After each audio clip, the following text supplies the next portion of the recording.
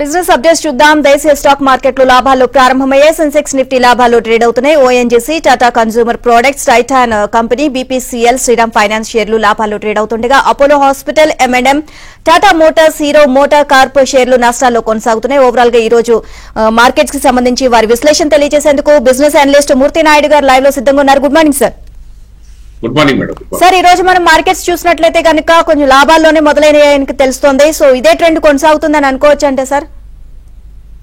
Actual గా geo political aspects మనం చూసుకున్నప్పుడు మార్కెట్ లో లాస్ట్ 3 months నుంచి కూడా మార్కెట్ డౌన్ ట్రెండ్ ఉన్నప్పుడు కూడా నిన్న ఈ రోజున ఎస్పెషల్లీ ఏదైతే మళ్ళీ ఒక వైరస్ మళ్ళీ మార్కెట్ ని మళ్ళీ బాగా నిన్నైతే బాగా కుదిపేసింది. ఏదైతే మనకి డేంజరస్ అని అనుకుంటామో ఆ వైరస్ ఈ రోజున మళ్ళీ గవర్నమెంట్ అది అంత ప్రమాదకరమైనది అయితే ఏం కాదు. అది కూడా మన ఇండియా మొత్తం మీద ఒక 5కి వచ్చింది. దాంట్లో కూడా చిన్నపిల్లలకు వచ్చింది కాబట్టి దీంట్లో మనం కంగారు పడాల్సిన అవసరం లేదు. దీన్ని మనం నివారించవచ్చు అన్నది క్లియర్ గా ప్రస్ఫుటంగా చెప్పడం వల్ల మార్కెట్ కొంచెం ఈ రోజున ఆ డౌన్ ట్రెండ్ కంటిన్యూ చేయకుండా ఆ స్టాప్ అయ్యి కొంచెం పాజిటివ్ గా ట్రేడ్ అవుతుంది. యాక్చువల్ గా ఏంటంటే నిన్న అంత డ్రాస్టికల్ గా పడవలసినటువంటి అంత ఆస్పెక్ట్స్ అయితే ఫైనాన్షియల్ ఆస్పెక్ట్స్ అయితే ఏమి లేకపోయినప్పుడు కూడా సెంటిమెంట్ ఏదైతే మా ట్రేడర్స్ యొక్క సెంటిమెంట్ ఏదైతే మార్కెట్ మళ్ళీ ఏదైతే కరోనా టైంలో ఏదైతే కొద్ది 2-3 నెలలు ఏదైతే డ్రాస్టికల్ గా పడిపోయిందో అదే విధంగా కంటిన్యూ అయిపోద్దా అన్న కంగారు తోటి మార్కెట్ లో కొంచెం అలజడి అయితే జరిగింది. అదేం అవసరం లేదు. ఆల్రెడీ మార్కెట్ బాగా బాటమ్ అవుట్ లో ఉంది. ఇక్కడ నుంచి మార్కెట్ కొంచెం కన్సాలిడేషన్ అవుతుందని మనం చెప్తున్నాం కొద్ది రోజులుగా. ఇక్కడ కన్సాలిడేషన్ అయ్యి కన్సాలిడేషన్ మళ్ళీ ఈ జనవరి నెల అంతా కన్సాలిడేషన్ కి ఎక్కువ ఇంపార్టెన్స్ ఉండే అవకాశం ఉంది. జనవరి లాస్ట్ వీక్ లో ఏదైనా 3rd week are last week లో మళ్ళీ టేక్ ఆఫ్ అవడానికి కొంచెం అవకాశం అయితే కనిపిస్తుంది. అండ్ సార్, ఇప్పుడు మీరు వైరస్ గురించి మాట్లాడారు. ఈ HMPV వైరస్ భారత్ కు వ్యాపించింది అన్న కారణాలతో ఈ వార్త చలామణి కావడంతో మొత్తం ఎక్కడికక్కడ నిన్న సోమవారం అయితే మన మార్కెట్స్ చూస్తే చాలా డల్ అయిపోయాయని చెప్పొచ్చు. అండ్ ఈ నేపథ్యంలో మనకి కరోనా వచ్చిన టైంలో కూడా మార్కెట్స్ చాలా వరకు డల్ అయిపోయాయి. ఇప్పుడు ఇదే కంటిన్యూ అవుతుంది అని అనుకోవచ్చు అంటారా? యాక్చువల్ గా మార్కెట్ కరోనా అంత పెద్దదైతే ఏమీ కాదని చెప్తున్నారు. ప్లస్ దాంతో కంపేర్ చేసుకోవడానికి కూడా ఏమీ లేదు. యాక్చువల్ గా ఇది మనం నివారించదగ్గ విషయమే. చాలా అంటే డేంజరస్ అయినప్పుడు కూడా మనం నివారించదగ్గదని గవర్నమెంట్ చెప్తుంది. కాబట్టి మన ఆల్రెడీ మార్కెట్స్ కూడా బాగా కరెక్షన్ అయి ఉన్నాయి. ఇక్కడ నుంచి మళ్ళీ భారీగా కరెక్షన్ అవడానికంటే అంత పెద్ద స్కోప్ అయితే ఏం కనిపించట్లేదు. కాబట్టి మార్కెట్ లో కంగారు పడాల్సిన అవసరం అయితే లేదు. కాకపోతే ఏంటంటే మార్కెట్ ట్రేడర్స్ యొక్క సెంటిమెంట్ ఏంటంటే మార్కెట్ లో సెంటిమెంట్ ప్రకారం మార్కెట్ ట్రేడ్ అవుతూ ఉంటుంది. కాబట్టి ఆ సెంటిమెంట్ ప్రకారం నిన్న రోజున బాగా డ్రాస్టికల్ ఫాల్ అయితే కనిపించింది. మళ్ళీ గవర్నమెంట్ ఇచ్చినటువంటి భరోసాతో మళ్ళీ అది పెద్ద ప్రాణాంతకరమైనటువంటి వ్యాధి కాదని తెలియడంతో మార్కెట్ లో కొంచెం పుంజుకుంటుంది. కానీ మార్కెట్ పుంజుకుని భారీగా అప్ ట్రెండ్ వెళ్ళడానికి కూడా పెద్దగా ఎకనామిక్ ఫ్యాక్టర్స్ ఏమి కూడా ఆస్పెక్ట్ కూడా ఏమి మనకి క్లియర్ గా లేవు. కాబట్టి కొద్ది రోజులు మనకి బడ్జెట్ సెషన్ అయ్యేంత వరకు కూడా మనకి మార్కెట్ లో కొంచెం అనిశ్చిత అయితే కనిపిస్తుంది. మార్కెట్ అయితే కొంచెం కన్సాలిడేషన్ మోడ్ లోనే ఉండే అవకాశం ఉంది. ఏదైనా ఒక రోజు అప్ ట్రెండ్ ఉంటే మళ్ళీ రోజు మైనస్ లోకి, లేదా ఒక రోజు మైనస్ ఉంటే ఇంకో రోజు ప్లస్ లోకి, అలాగే ఇక్కడిక్కడే ట్రేడ్ అయ్యే అవకాశం, కన్సాలిడేషన్ అయ్యే అవకాశం. సార్, ఫెడ్ రిజర్వ్ కఠిన వైఖరి నిర్ణయాల వల్ల కూడా దీని ప్రభావం మార్కెట్ పైన పడింది అని చెప్పేసి అనుకోవచ్చు అంటారా? అది ఆల్రెడీ డిస్కౌంట్ అయిపోయింది మేడం. అది ప్రస్తుతానికి అయితే మాత్రం ఆల్రెడీ డిస్కౌంట్ అయిపోయింది కాబట్టి కన్సాలిడేషన్ లోనే ఉండే అవకాశం ఉంది. ఆల్రెడీ బాటం చూడవలసినంత బాటం కూడా చూసింది టెక్నికల్ పాయింట్ ఆఫ్ వ్యూలో. టెక్నికల్ పాయింట్ ఆఫ్ వ్యూలో చూసుకున్నట్టయితే నిఫ్టీ ఏదైతే 23,000 వరకు కూడా మార్కెట్ లో డౌన్ ట్రెండ్ వచ్చింది. అక్కడి నుంచి 23,000 నుంచి 23,500 ఈ మధ్యలోనే ట్రేడ్ అయ్యే అవకాశం ఎక్కువగా కనిపిస్తుంది. ఏదైతే 24,000 స్పాట్ ఏదైతే 24,000 పైన ఏదైనా సస్టైన్ అవుతే అప్పుడు కొంచెం మూవ్మెంట్ వచ్చిందని చెప్పుకోవచ్చు. అదర్వైజ్ ఈ 500 పాయింట్స్ లోనే మార్కెట్ లో 100 పాయింట్ ప్లస్ 100 పాయింట్ మైనస్ ఇదే విధంగా ట్రేడ్ అయ్యే అవకాశం ఉంది అప్ టు జనవరి నెల అంతా కూడా. అండ్ సెక్టర్ వైజ్ గా చూస్తే ఏ సెక్టర్స్ బెటర్ గా పర్ఫార్మ్ చేస్తున్నాయి, ఏ సెక్టర్స్ వీక్ గా పర్ఫార్మ్ చేస్తున్నాయి సార్? సో దేనిపైన మనం దృష్టి పెట్టొచ్చు అంటారు?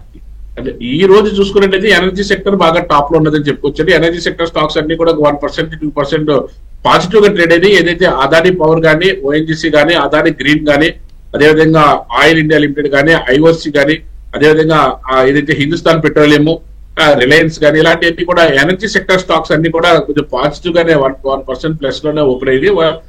ఎనర్జీ సెక్టర్ తర్వాత చూసుకున్నట్టయితే మెటల్ సెక్టర్ ఒకటి ఒక 2%, 1% నుంచి 2% వరకు కూడా అదే స్థాయిలో ఏదైతే VDL కానీ, హిందాల్కో కానీ, అదే నేషనల్ యూనియన్ కానీ, వెల్కార్ప్ కానీ, హిందుస్థాన్ కాపర్ కానీ, జిందాల్ స్టీల్ కానీ, అదానీ ఎంటర్ప్రైజెస్ కానీ, ఇలా మెటల్ దానికి సంబంధించి హిందుస్థాన్ జింక్, టాటా స్టీల్ ఇలాంటివన్నీ కూడా పాజిటివ్ గానే నిన్నైతే డ్రాస్టికల్ గా ఇవన్నీ కూడా మెటల్స్ కూడా భారీగా కరెక్షన్ జరిగింది. కానీ ఈ రోజు మాత్రం కొంచెం కన్సాలిడేషన్ అయ్యి పాజిటివ్ ట్రెండ్ లోకి వచ్చింది. కానీ ఇది మనం అంత పాజిటివ్ గా కూడా తీసుకుని మనం ముందుకు వెళ్ళిపోతుంది ఈ సెక్టర్ అంటానికి కూడా ఏం లేదు. కొద్ది రోజులు ఇంకా కపుల్ ఆఫ్ వీక్స్ ఇంకా కన్సాలిడేషన్ అవడానికి ఛాన్సెస్ ఎక్కువగా ఉన్నాయి. At the same time banking sector ఏదైతే public sector banks and private banks both కూడా ఈ రోజున కొంచెం పాజిటివ్ గా ఉన్నప్పుడు కూడా ఓవరాల్ గా ఈ వీక్ అంతా చూసినట్టయితే బ్యాంకింగ్ సెక్టర్ అంతా కూడా ఎస్పెషల్లీ పబ్లిక్ సెక్టర్ బ్యాంక్స్ ఏదైతే ఆ పబ్లిక్ సెక్టర్ బ్యాంక్స్ ఏదైతే కెనరా బ్యాంక్ కానీ, యూనియన్ బ్యాంక్ కానీ, బ్యాంక్ ఆఫ్ బరోడా కానీ, SBI తో సహా, ఇండియన్ బ్యాంక్ తో సహా, Punjab national bank, Canara bank అన్ని కూడా డ్రాస్టికల్ గా ఫాలో అవడం అయితే మనం చూసాం.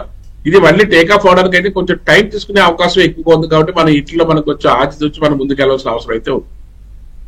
అండ్ సార్, లాంగ్ టర్మ్ లో ఇన్వెస్ట్ చేయాలి అనుకుంటున్న వారికి మీరు ఇచ్చే సలహా ఏంటి సార్? ఇప్పుడు బెటరే అంటారా ఇన్వెస్ట్ చేయడం?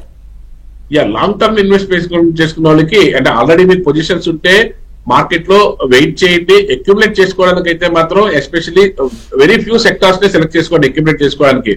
ఒకటి ఏదైతే ఫార్మా సెక్టార్ లోను మీకున్న దాంట్లో ఫార్మా సెక్టార్ లోను కొంచెం మార్కెట్ లో కొంచెం హై క్యాపిటలైజేషన్ ఉండి ఏదైతే సిప్లా గానీ, లేకపోతే లుపిన్ గానీ, లేదా డాక్టర్ రెడ్డిస్ కానీ, లేదా అరవిందో ఫార్మా, లేదా అజంతా ఫార్మా, ఇలాంటి స్టాక్స్ లో మనం అక్యుములేట్ చేసుకుంటే మనకు మంచి ప్రాఫిట్స్ వచ్చే అవకాశం ఉంది. వాటి తర్వాత మనం చెప్పుకోదగ్గది ఏదైనా ఉన్నదంటే ఆటోమొబైల్ సెక్టర్. ఆటోమొబైల్ సెక్టర్ కూడా ఎందుకంటే ఈవీ వెహికల్స్ ద్వారా మంచి గేమ్ చేంజింగ్ పాయింట్ కాబట్టి ఆటోమొబైల్ సెక్టర్ అంతా కూడాను అలాంటి వాటిలో ఏదైతే హెవీ వెహికల్స్ మన ఐషర్ మోటార్స్ ని, అదేవిధంగా 2 వీలర్స్ కి వచ్చేటప్పటికి మన టీవీఎస్ మోటార్స్ ని, హీరో మోటార్స్ ని, అదేవిధంగా 3 వీలర్స్ వచ్చేసరికి బజాజ్ ఆటోని మనం హ్యాపీగా మనం ఇన్వెస్ట్ చేసుకోవచ్చు. ఈ సెక్టార్ లోని మనం ఇప్పుడు అనుకున్న స్టాక్స్ అన్ని కూడా అద్భుతమైనటువంటి ప్రాఫిట్స్ ని మనకి తీసుకొస్తున్నాయి. వీటితో పాటుగా మెటల్ సెక్టర్ అంటే ఎవర్ గ్రీన్ సెక్టర్ అంటే మనకి కొంచెం భరోసాగా ఉండే సెక్టర్ ఏదైనా ఉందంటే మెటల్ సెక్టర్. కర్మ అన్ని ఐటీ సెక్టర్ లాంటి కూడా మంచి మూమెంట్ ఒకసారి వస్తే ఒక్కొక్కసారి మనకి అనుకోని విధంగా మనం డ్రాస్టికల్ ఫాల్ కూడా చూడవలసి వస్తుంది. కానీ టాటా స్టీల్ లాంటిది ఏదైతే మెటల్ సెక్టర్ ఏదైతే ఉందో టాటా స్టీల్ కానీ, హిందుస్థాన్ జింక్ కానీ, హిందుస్థాన్ కాపర్ కానీ, అదేవిధంగా హిండాల్కో కానీ, అదాని ఎంటర్ప్రైజ్ కానీ, ఇలాంటి జిందాల్ స్టీల్ కానీ ఇలాంటి స్టాక్స్ లో మనకి మార్కెట్ పడినప్పుడు అక్యుములేట్ చేసుకుంటే మనం తొందరగా 25% నుంచి 30% వరకు కూడా with in couple of months లో మనం తీసుకోవడానికి కూడా అవకాశం అయితే ఎక్కువ ఉంటుంది. అండ్ సార్, బంగారం ధరలు పైకి ఎగబాగుతున్నాయి. సామాన్య ప్రజలే కాదు, అసలు ఎవరు కొనలేని పరిస్థితుల్లో ఉంది. అయితే చాలా మంది కూడా చెప్పడం ఏంటంటే ఇప్పుడు వెండిపైన ఇన్వెస్ట్ చేయండి, అటువైపు వెళ్ళండి అని చెప్తున్నారు. ఇప్పుడు ఇక్కడ ప్రభుత్వం కూడా ఒక నిర్ణయంకి వస్తుంది, ఒక 4 నెలలు దీనికి హాల్ మార్క్ తప్పనిసరి చేయాలి అని చెప్పి వెండి వస్తువులకు కూడా అని చెప్తున్నారు. సో ఇది ఎలాంటి ప్రభావం చూపించొచ్చండి సార్? అసలు నిజంగానే మనం వెండిపైన ఇన్వెస్ట్ చేయడం మంచిదే అంటారా? గోల్డ్ అండ్ దీనికి సంబంధించిన దాంట్లో మనకి ఫిజికల్ గా మనకి ఎంతవరకు అవసరం అంతవరకే మనం పర్చేజ్ చేస్తాం. రిమైనింగ్ ఏదైనా ఉంటే గోల్డ్ ETF కానీ, గోల్డ్ బాండ్స్ గానీ ఉన్నాయి, అలాంటి అట్లా ఇన్వెస్ట్మెంట్ చేస్తే అంటే ఇది కూడా ప్రతి మంత్ ఆన్ మంత్ కూడా ప్రోగ్రెసివ్ గా ఉంటుంది, ఇయర్ ఆన్ ఇయర్స్ కూడా ప్రోగ్రెసివ్ గా ఉంటుంది. మనకి మంత్లీ వైజ్ చూసుకున్నా సరే మనకి ఏదైతే లాస్ట్ 2 years కి ఇప్పుడు చూసుకున్నట్టయితే చాలా డ్రాస్టికల్ మార్కెట్ లో అద్భుతమైనటువంటి ట్రెండ్ అయితే గోల్డ్ అయితే మనకు కనిపించింది. కాబట్టి అది కూడా ఒక ఇన్వెస్ట్మెంట్ పార్ట్ ఆఫ్ వ్యూలో మనకి ETF లో కానీ లేదా గోల్డ్ బాండ్స్ లో కానీ కూడా ఇన్వెస్ట్ చేసుకుంటే, రెగ్యులర్ ఇన్వెస్ట్మెంట్ చేసుకుంటే మంచి లాభాలు వచ్చే అవకాశం ఉంది. మ్యూచువల్ ఫండ్స్ కూడా గోల్డ్ ఇన్వెస్ట్మెంట్ బేస్డ్ కూడా కమోడిటీస్ మ్యూచువల్ ఫండ్స్ కూడా ఉన్నాయి. కాబట్టి అలాంటి వాటిలో ఇన్వెస్ట్ చేసుకుంటే మనకి మార్కెట్ లో వీటితో పాటు అవి కూడా దేన్ని కూడా మనం తక్కువ చేయలేము, దానికి సెపరేట్ గానే మనం ఇన్వెస్ట్ చేసుకోవడానికి అవకాశం కూడా ఉంది. సో రిజల్ట్స్ సీజన్ కూడా స్టార్ట్ అవబోతుంది, వీటి ప్రభావం మార్కెట్స్ పైన ఏ విధంగా ఉండొచ్చు సార్? రిజల్ట్ సీజన్ లో మనకి ఏదైతే ఫ్రంట్ లైన్ స్టాక్స్ మనం ఇప్పుడు ఏదైతే చెప్పుకుంటున్నామో ప్రోగ్రెసివ్ ఉండే స్టాక్స్, ప్రతి సెక్టార్ లోనూ కూడా ప్రోగ్రెసివ్ గా ఉండే ఒక 4-5 స్టాక్స్ లో మనం ఎప్పుడు కూడా రెగ్యులర్ గా చెప్పుకుంటున్నామో అలాంటి స్టాక్స్ లో మనకి ఇన్వెస్ట్ చేసుకుంటే మనకి తొందరగా మార్కెట్ నుంచి మనకి మంచి డబ్బులు తీసుకోవడానికి అవకాశం ఉంటుంది. అలాంటి ప్రోగ్రెసివ్ సెక్టార్ లో ఫార్మాలో మనకి ఇందాక చెప్పుకున్నట్టుగాను ఇదైతే డాక్టర్ రెడ్డిస్ కానీ, అజంతా ఫార్మా కానీ, లుపిన్ కానీ, అదేవిధంగా సెప్లా కానీ, ఇలాంటి ఫ్రంట్ లైన్ స్టాక్స్ లోను, అదేవిధంగా దివిస్ ల్యాబొరేటరీస్, లారస్ ల్యాబ్స్, అదేవిధంగా ఐటీ సెక్టర్ చూసుకున్నట్టుగా ఐటీ సెక్టర్ లో Wipro and HCL technologies and Coforge, Infosys ఈ 4 స్టాక్స్ కూడా మనకి మార్కెట్ ఒడిదుడుకున్నప్పుడు కూడా మనకి మంచి ప్రాఫిట్స్ తీసుకోవడానికి అవకాశం ఉంటుంది. అదే FMCG లో చూసుకున్నట్టయితే టాటా కన్జ్యూమర్ ప్రొడక్ట్స్ కానీ, అదేవిధంగా Tata consumer products, Godrej consumer products, అదేవిధంగా డాబర్, BBL, మ్యారికో ఇలాంటి ఫ్రంట్ లైన్ స్టాక్స్ లో మనకి మంచి ప్రాఫిట్స్ వచ్చే అవకాశం ఉంది. అదేవిధంగా ఫైనాన్షియల్ సర్వీసెస్ అండ్ ఆటోమొబైల్స్ చూసుకున్నట్టయితే, బ్యాంకింగ్ చూసుకున్నట్టయితే ఫైనాన్షియల్ సర్వీసెస్ లో మనకి Bajaj finance, Bajaj Finserv and SBI card ఇలాంటి స్టాక్స్ లోనే మనకి శ్రీరామ్ ఫైనాన్స్ లో మార్కెట్ లో మంచి మూవ్మెంట్ వచ్చే అవకాశం ఉంది. బ్యాంకింగ్ సెక్టర్ దగ్గర వచ్చేప్పటికి ఏదైతే ప్రైవేట్ బ్యాంక్స్ లో మనం preferable axis bank and ICICI bank ఈ రెండంటే, గవర్నమెంట్ బ్యాంక్ అయితే SBI మనం రెగ్యులర్ గా మనం రికమెండ్ చేసేది. ఎనర్జీ సెక్టర్ దానికి సంబంధించిన దాంట్లో మనకి ప్రోగ్రెసివ్ గా ఉన్న స్టాక్స్ లోను ఏదైతే అదాని పవర్ కానీ, లేకపోతే టాటా పవర్ కానీ, అదేవిధంగా ONGC కానీ ఇలాంటి స్టాక్స్ లో మనకి ఫ్రంట్ లైన్ స్టాక్స్ లో మనం పెట్టుకుంటే మంచి ప్రాఫిట్స్ వచ్చే అవకాశం ఉంది.